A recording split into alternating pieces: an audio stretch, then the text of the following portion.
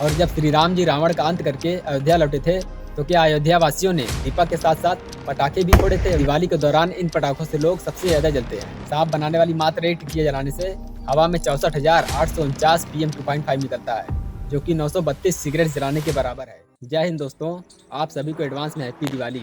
लेकिन आज का ये वीडियो पटाखों को लेकर है। इसके बारे में दो तरह की बातें कही जाती है। एक तरफ लोग कहते हैं कि पटाखों से बहुत ज्यादा पॉल्यूशन नहीं होता है, एक ही दिन की तो बात होती है। लेकिन दूसरी तरफ लोग कहते हैं कि पटाखों से बहुत ज्यादा पॉल्यूशन होता है और यह हमारे हेल्थ के लिए भी काफी हानिकारक होता है। सबसे पहला सवाल मेरा यह है कि आपको शर्म नहीं आती? पॉल्यूशन फैल रहा है, हवा इतनी खराब हो गई है, AQI इतनी खराब हो गई और आप फिर भी पटाखे फोड़ते हैं। अबे तो क्या सिर्फ पटाखों की वजह से एयर पोल्यूशन हो रहा है? तू कैसी बात कर रहा है? अबे बताओ, वहाँ पे यूक्रेन का युद्ध चल रहा है, मैंने 5 रुपए की सुतली बम क्या फोड़ दी, तेरा क्या ओजोन लेयर फटने लग गया? नहीं, लेकिन पटाखों से पॉल्यूशन तो फैलता है ना। अबे कैसे फैलता है? तो आज की इस वीडियो में जानेंगे कि पटाखों से आखिर कितना पॉल्यूशन होता है, क्या इन्हें बैन कर देना चाहिए नहीं और क्या इतिहास है इनका, क्या ये मुगलों की परंपरा है, हिंदुओं की परंपरा है या फिर चीन के लोगों की। आइए जानते हैं इस वीडियो में। तो सबसे पहले बात कर लेते हैं पटाखों से पॉल्यूशन की। चेस्ट रिसर्च फाउंडेशन पुणे और पुणे यूनिवर्सिटी की ओर से किए गए एक स्टडी रिपोर्ट की माने तो छोटे मोटे पटाखे भी हमारे पर्यावरण को बहुत ही ज्यादा प्रदूषित करते हैं। इस रिसर्च में पाया गया कि 1000 मिर्ची बम की चटाई जलाने पर PM 2.5 का लेवल 47,789 माइक्रोग्राम प्रति क्यूबिक मीटर तक पहुंच जाता है, जो कि 277 सिगरेट जलाने के बराबर है। ये PM 2.5 का मतलब है पार्टिकुलेट मैटर 2.5, यानी हवा में मौजूद छोटे कण या बूंदे, इनकी चौड़ाई 2.5 माइक्रोन या उससे कम होती है। ये नॉर्मल वायु प्रदूषक होते हैं और ज्यादातर धुएं धक्कड़ में पाए जाते हैं। इसी तरह एक फुलझड़ी जलाने पर हवा में 10,898 PM 2.5 निकलता है, जो कि 74 सिगरेट जलाने के बराबर है। वहीं एक अनार जलाने पर हवा में PM 2.5 का लेवल 5,640 तक पहुंच जाता है। बच्चों को सांप की टिकिया जलाने में बहुत मजा आता है, लेकिन यही सबसे खतरनाक है दोस्तों। सांप बनाने वाली मात्र एक टिकिया जलाने से हवा में 64,849 PM 2.5 निकलता है, जो कि 932 सिगरेट जलाने के बराबर है। लेकिन इसके अलावा पटाखों से हर साल कई सारे हादसे भी होते हैं।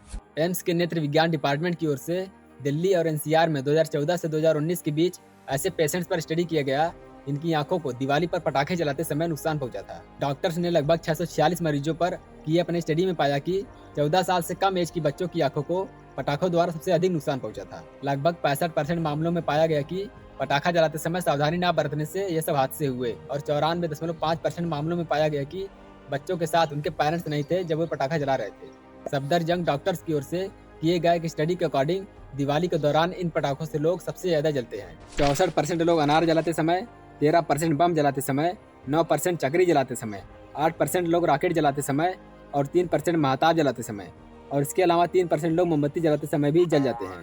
3% वाले लोग को तो मानना पड़ेगा। इन सभी पटाखों से पॉल्यूशन कम करने के लिए ग्रीन पटाखों को यूज करने का एडवाइस दिया जाता है, क्योंकि नॉर्मल पटाखों के कंपैरिजन में ग्रीन पटाखे जलाने से 30% तक कम पार्टिकुलर मैटर निकलते हैं। वहीं इन पटाखों से निकलने वाली हानिकारक गैसें 40% तक घट जाती हैं। तो चलिए, बहुत हो गया पटाखों से पॉल्यूशन। आइए जानते हैं कि ये पटाखे आए कहाँ से, इनका आविष्कार कैसे हुआ।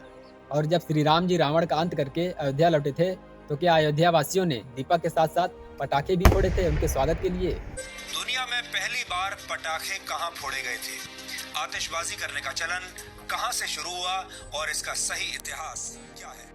तो पटाखों की कहानी शुरू होती है दोस्तों आज से लगभग 2200 साल पहले, जब चीन के लोग आग में बांस को डाल देते थे और गर्म होने पर इसकी गांठ फट जाती थी, जिसकी वजह से बहुत ही ज्यादा आवाज होता था। चीन के लोग उस समय ये मानते थे कि बांस के फटने की आवाज से डरकर बुरी आत्माएं भाग जाएंगी, बुरे विचार भी दूर हो जाएंगे और सुख शांति करीब आएगी।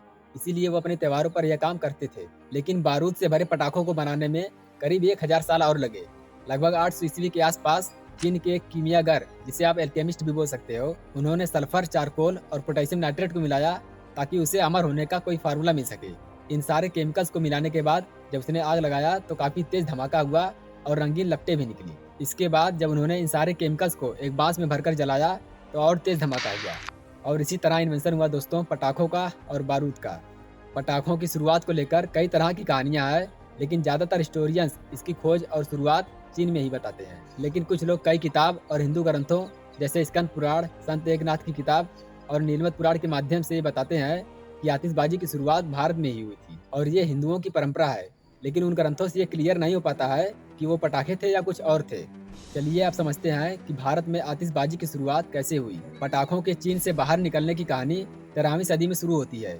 यह वही समय था जब बारूद चीन से यूरोप और अरब देशों में पहुंचा और फिर यहाँ बारूद का इस्तेमाल शक्तिशाली हथियार बनाने में होने लगा। इस दौरान आतिशबाजी की विद्या पायरोटेक्निक की शुरुआत के लिए पूरे यूरोप में ट्रेनिंग स्कूल खोले गए और रिसर्च के आधार पर लोगों को बताया गया कि बारूद से पटाखे या हथियार किस प्रकार बनाया जा सकता है। इसके बाद यहाँ भी खुशी के मौकों पर आतिशबाजी का सिलसिला शुरू हो गया। 13वीं सदी से लेकर 15वीं सदी तक का ही वो दौर था जब चीन के मिंग राजवंश की सेना के द्वारा की जाने वाली एक्टिविटीज ने दक्षिण पूर्वी एशिया, पूर्वी भारत और अरब देशों को बारूद की जानकारी दी और इस तरह भारत में भी पटाखों का यूज किया जाने लगा और दिवाली जैसे खुशी के मौकों पर जैसे शादी और न्यू ईयर में भी पटाखों का यूज होने लगा।